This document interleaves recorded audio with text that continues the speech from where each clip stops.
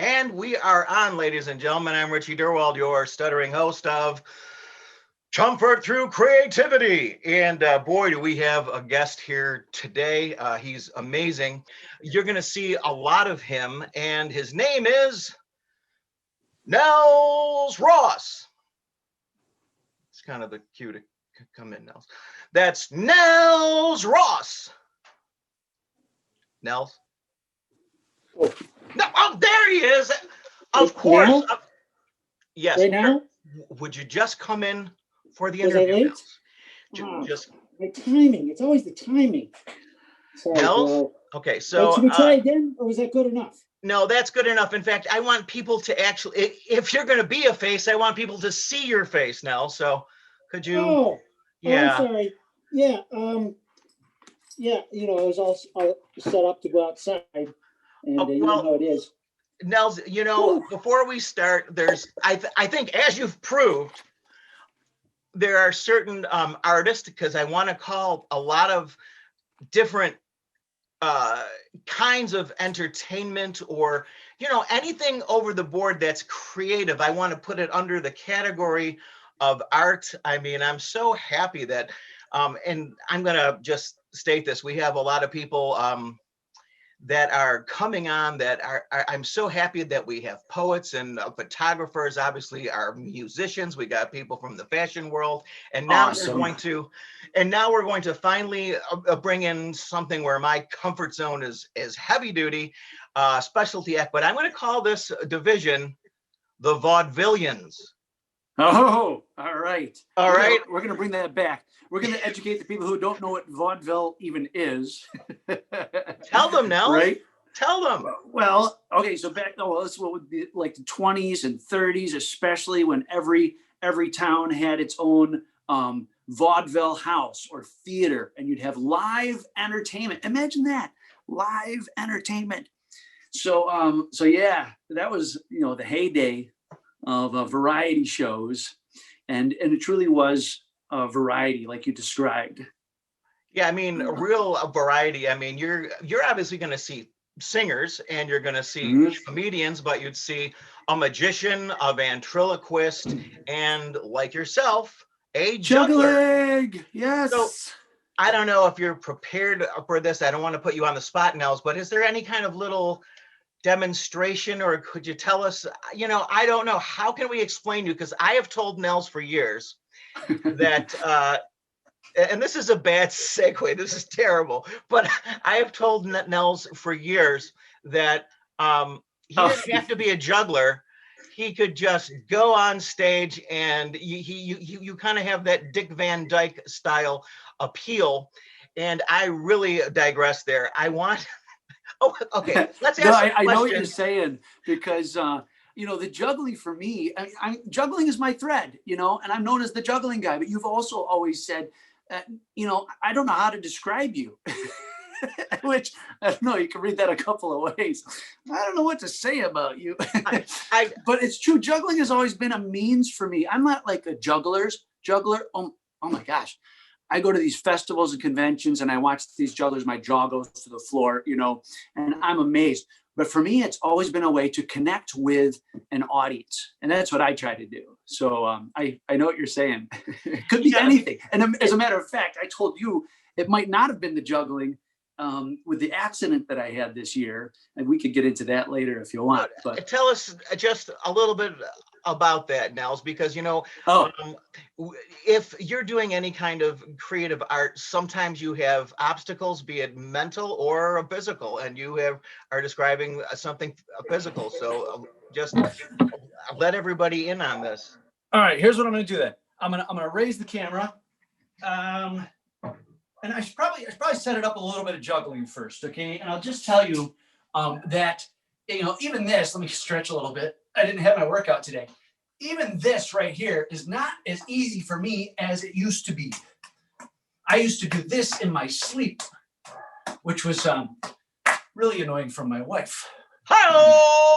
But anyway, let me show you some things I've learned. And what I often do is I take the juggling and I tell a bit of my story about how I told my mom I was going to run away and join the circus. And she thought it was a good idea. Thank you for laughing at my pain. Thank you. But it's true. No, that really is true. People think it's all just joking around, but my mom, for real, was a mime and a fire eater in her spare time. Among other, I'm serious, yeah. and mom was the one who got me into all of this. And I really did travel the circus when I was 20 years old. So I tell the audience as I'm doing the juggling, after I've shown them some things that hopefully, impress them at least a little bit, then I'll tell them that I'm actually juggling with a broken shoulder. For real. Yeah, a while back, I had a bad accident. Now, if I lean back, you might be able to see one shoulder is different from the other. It's, so a while back, I had a bad accident, severed the ligaments to my clavicle, and my shoulder bone now sticks up permanently. But at least I always have a place to hang my coat. And it really was scary, though, to hear, because doctors said it would never be the same. I mean, ligaments don't grow back. And that was a potentially, career-ending injury. When I first tried to juggle, my left arm was useless. My left arm wouldn't work. My right arm would overcorrect. Left and right would not work together. Kind of like Congress. But, no politics, Nels. Hey, no politics. Hey, no, I can say that. Doesn't matter who's in charge. Nonpartisan humor here. That's the sad thing about it. And the funny thing, actually. So I'll use the joke regardless. But the point is, I really thought that was it, and I had to get my attitude right first. So I actually will tell an audience, I'm doing it very casually here, but I do it in a, hopefully funnier way for the audience, how I had to get my attitude right first. I mean, Richie, I was driving my wife nuts. I said, what if I can't do this? What if I lose my mind? What if I die? What would happen to you? And she said, oh, don't worry. I'll be acquitted. Ooh. She's just trying to motivate me, Richie. That's motivation. Fact, no, for real, my wife is great. I could express to her my frustration, and she expressed to me, you're not getting any younger either.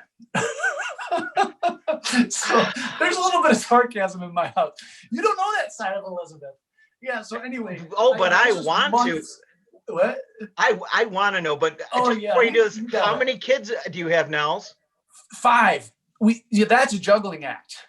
That's a circus. No, I know. Well, okay, I'm going to shut up and you go, pal. You go. No, that's exactly right. That's why she has the sense of humor, living with me and 5 kids. But the bottom line is I did. It was a mental shift first, and starting to joke about, and like I have a whole new routine now. It goes on for a minute about, the recovery process, how I had to get my attitude right. And, I do that just to set to lower people's expectations, really, because really after my accident, the best I could do with a broken shoulder was this. But then I got stronger, more flexible, and I could do under the leg. Yeah. And behind the back. Yeah. I know, no one else was impressed either. But eventually, I'm impressed. I could work the third ball with one hand. Nels, my goodness. Oh yeah, I could work it back into the pattern, and I could use both hands. I can do this. Watch. Just keep an eye on the blue or the green, the yellow. Just watch this one, and there it is. So you get the idea. I talk about how. Oh, excuse me. About how my juggling is still a bit lopsided. We'll put that down for now. I'll sit back down here. I talk about how my juggling is still lopsided. There's actually still a lot of things I can only do with my right arm. But instead of focusing on what I couldn't do, I've been focusing on what I can do. And at this point, now I'm actually already at about 80% of my capacity physically, 99% emotionally. I don't know, never fully recover. But wow. So that's a little bit of my background. But I try to do it in a fun way and make it inspirational, that it's all about focus. Well, Nels, we've been friends for years. We've worked together before the whole 2020 nonsense happened. We were talking about doing a show together called Vaudeville Now. And, obviously that didn't happen, but, I guess what can we do? And it just really, from the therapy through art, myself through creating music and other things, I said, I think that artists kind of have a duty encourage each other, but also encourage, encourage the world with your art, Yeah. encourage other people to start doing art. You know what I mean? And just Yeah. to be totally honest, you're talking about a physical injury. Mhm. I woke up this morning, and it's no secret that I battle with depression, but because I had something to do to interview you and a few different other things that are positive things, I I feel fine now. But it's that first fight in the morning, and so physical and mental are obstacles, and Yep. it's tough, man. It's like a boxing match, but you got to work through it. Now, Yep. if I could kind of shift gears, you've done some amazing things also to help a large amount of people, and I think it's through comedy. Is that right, Nels? Yeah. I mean, the broader category of humor, but definitely comedy, laughter, yoga, and other things. But humor, mirth, and laughter. You got humor, the funny thing, or the ability to perceive it. We need that sense of humor. You've got laughter, the physiological response and the benefits of that, and then mirth, which is often what feeds us. That's the emotional response that brings joy. And so yeah, all of the above. And I think I told you about the well, now there's the Association for Applied and Therapeutic Humor, or AF. I don't know why they came up with that. I don't know what Yeah, they that's should just need a not better catchy at acronym. all. Yeah. No, and then there's the International Society for Humor Studies, or ISHUS, not to be confused with ISIS, a whole different organization. No Don't even go there. politics, Nels. Not going there. No, I'm not going there. I wouldn't even mention it. But now we wanted to start, some friends of mine and I, we wanted to start the Humor and Health Association. Ha ha. I like that. Now that's catchy. I like that one. Yeah. And we had started it out. I had put up a website, we had a logo, we had leadership. I was helping lead some things. We were working with the Wellness Institute, and we put on a great day, professional humor development. We called it PhD 101 Oh, at that's Buffalo catchy State too. College. Haha and We PhD are my favorite ones so so far. much fun. Yep. So it was a blast, working with other humor-minded people, whom I met. Well, actually, most of the people I got to know through Roswell Park Humor Project. And I don't know if I told you about this. This is a group of volunteers whose sole purpose was to find ways to bring joy to the people at Roswell, the visitors. And I could tell you about Bruce Baum, who just recently passed away, sadly. That's why I've been thinking about him and this whole group, because he was one of the people that helped start it. Dr. Baum worked for years, taught in the exceptional education department at Buffalo State College for many years. And I'm a little sad thinking about this. I got his book right here. He gave me his book on reaching audiences with humor and creativity. So Bruce Baum, and Paul Chuddy, clown friend, and Tina Garris, a nurse and humor consultant, Dr. Catherine Ann Sweeney, whom I think is like the Loretta LaRoche of Western New York. You should look her up if you don't know either one I of those have names. no idea who Loretta. Oh gosh, yeah, some of her stuff turned me on to sharing with audiences, not just entertaining audiences, but teaching audiences about and experiencing the benefits of humor. To laugh with people and teach them about these things. So it was this group of people, and we've done presentations for Roswell Park and others. It was them who, these are the people who encouraged me to share that laughing matters and why laughing matters. And Nels, that is one of the big reasons, behind the scenes, I know Nels well, and he is just a very caring, empathetic person. And we both have the thing in common where when we help other people, we help ourselves. And that is one of the big reasons why I really want you to be a face. And all these great people that you mentioned, do you think there's any way that maybe you could interview them and post it on? Oh, yeah. Yeah, some of them I haven't connected with in a little while. But actually, I had a comment from Dr. Ann Sweeney on a post I put on LinkedIn. So I know she's, still doing things. Yeah. And, I mentioned to you, Sue Spindler, another person in the group. Tell you what, you got a minute for a story? I got a minute for a story, and then we got to just to wrap up because I have actually someone's interviewing me, but I would love to hear the story.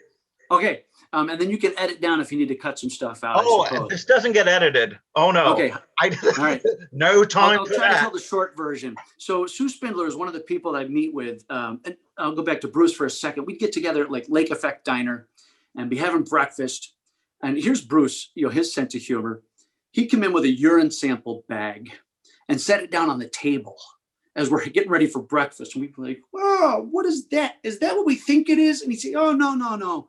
I just put all my stuff in it. Put it right on the front seat in Buffalo. My windows down. No one bothers it. Hey, you want to see my stool sample?" And he would reach in the bag and pull out a little 3-legged wooden stool, a stool sample. And he'd say, "I can make you a full-size one if you want." Oh. And then we're at breakfast. He didn't know these people, Nels? The whole point is his sense of humor helped him, it helped him. So even if you gross people out, some people, laugh. Some people went, "Oh, Bruce," but wah, wah, wah, wah. Yes, the whole point is having a sense of humor. That's what matters. And so, he would sit down with us, and Sue then would tell stories. Oh my gosh, just because she still volunteers as a giggle therapist at Roswell. I like that too. Right. and the Roswell Park Humor Project doesn't exist in name, but it still exists in function. There's more red tape, it's harder to volunteer and so on, but she still does. And she told one story I'll never forget about a gentleman who came in, slumped over in his wheelchair. And he was, clutching his sports coat, and he just refused to look up or even cooperate with the doctors.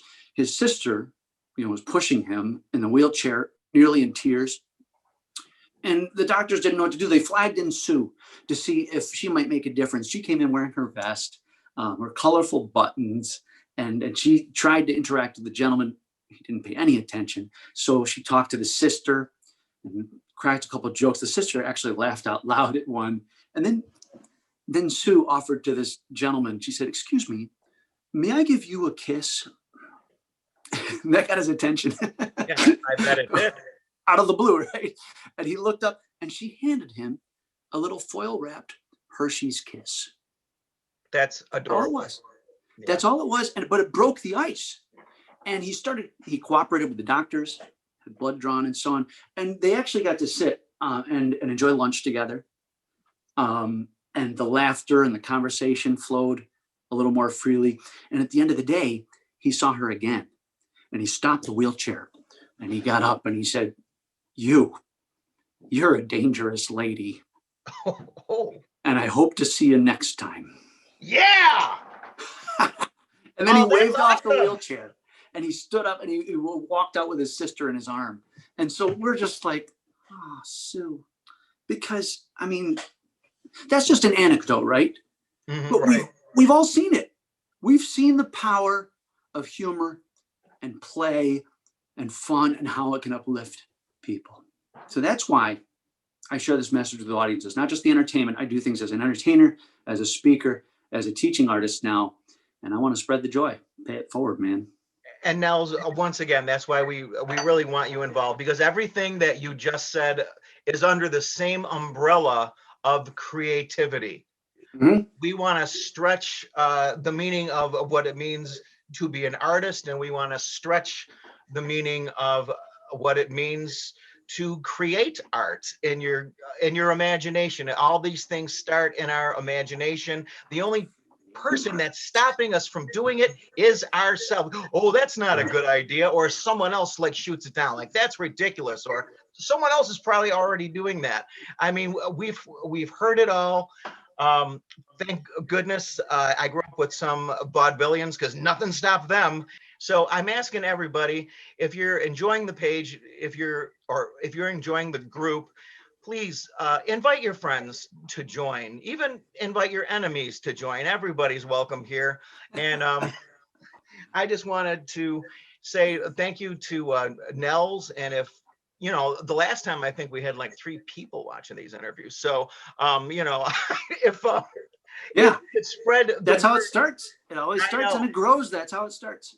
Yeah. It's going to grow because I know it's just a blessing and a great opportunity for once again to encourage one another, build each other up, uh, be a friend to someone, and this is a way that we can do that through art. And I'm going on, and I've got an interview, so say goodbye now.